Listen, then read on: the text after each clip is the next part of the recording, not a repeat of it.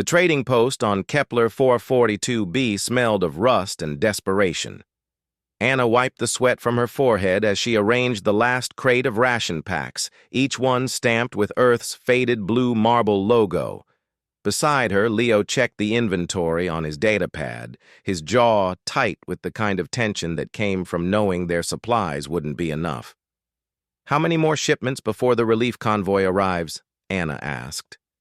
3 weeks, Leo said quietly. Maybe 4. They both knew what that meant.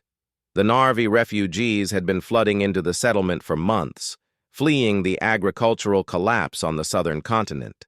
Skeletal figures with translucent skin and eyes too large for their gaunt faces, they came carrying whatever they hoped humans might want: trinkets, tools, children's toys.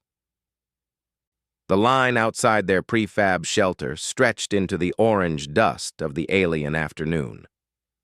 "Next!" Anna called, her voice hoarse. A small figure shuffled forward. The Narvi child couldn't have been more than 6 in human years, though it was hard to tell with their species.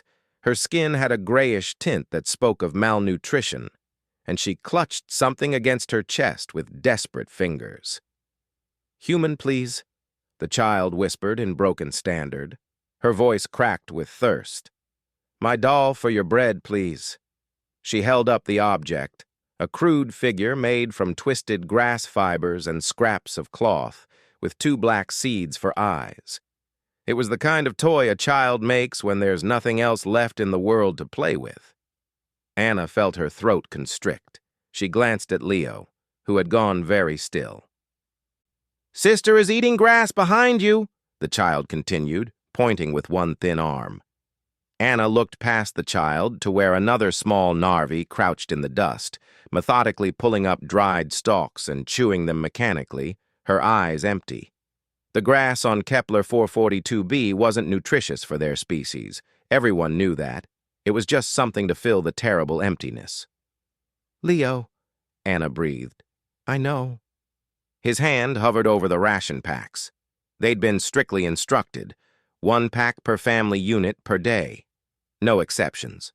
The supplies had to last until the convoy arrived, or everyone would starve together. The child held the doll higher, shaking it slightly. "Please, human. Is very good doll. Sister make it. She is—" The child searched for the word. "Talented." Anna knelt down until she was eye level with the girl. Up close, she could see the fine tremors running through the child's limbs, the way her breathing came too shallow. Starvation, late stage. "What's your name?" Anna asked gently. "Name is—" The child paused, then made a sound like wind through broken glass. "You can call Riva. Is close enough." "Riva?" Anna repeated. She reached out slowly, took the doll, and examined it with the solemnity it deserved. The craftsmanship was actually remarkable. Tiny knots held the arms in place, and someone had used precious thread to give it a smiling face. "Your sister made this?" Riva nodded frantically. "She is good maker. Before the... She gestured helplessly at the barren landscape. "The death of green." Anna stood, turning to Leo. She saw her own anguish reflected in his eyes. This was the part of colony work they never prepared you for in training. The regulations made sense from orbit. You couldn't save everyone, couldn't disrupt the careful rationing that kept the entire settlement alive. But regulations didn't account for the weight of a child's hope, the dignity in her attempt to trade rather than beg. Leo made a decision. He grabbed 2 ration packs. "Leo," Anna started. "Our shares," he said firmly. "We'll split one tonight." It was against protocol. It was also the most human thing Anna had seen in months. She nodded and added her own ration pack to the pile. 3 days of food. It might buy these children a week. Riva's eyes widened as Anna placed the packs in her arms. This is too much. The doll is not worth—" "The doll," Anna interrupted, holding up the grass figure, "is priceless. It's art." It's hope made into something real. That's worth everything. Leo knelt beside them and pointed to the sister still mechanically eating grass. Can you bring her here? Riva nodded and rushed over, tugging at her sister's arm. The older child, perhaps 8, moved like an automaton, her consciousness dimmed by hunger. Leo opened one of the ration packs and broke off a protein bar. He handed it directly to the older child. Slowly, he instructed in simple standard. Small bites. The transformation was subtle but immediate. The first taste of real food brought a flicker of awareness back to the older child's eyes. She looked at the bar, then at Leo, then at her sister. Tears began to stream down her hollow cheeks.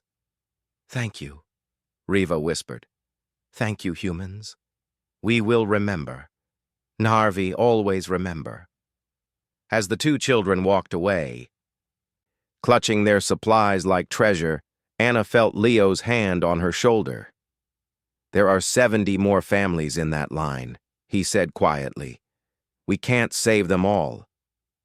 I know. Anna looked down at the grass doll in her hands. But we can save some, and we can make sure that when the Nharvi remember humans, they remember this, that we saw them, that we treated them like people, not numbers on a ration report. Leo smiled, tired but genuine. Command is going to have our heads. Probably. Anna set the doll carefully on their desk, where it would catch the light from the setting sun. But I'd rather lose my commission than my humanity. The next refugee stepped forward, and Anna took a breath. 70 families. 3 weeks until the convoy. Impossible mathematics. But humans had always been good at doing the impossible, especially when someone small and desperate called them by name and offered them a doll made of grass and hope. Next, Anna called, her voice steady. We'll figure this out.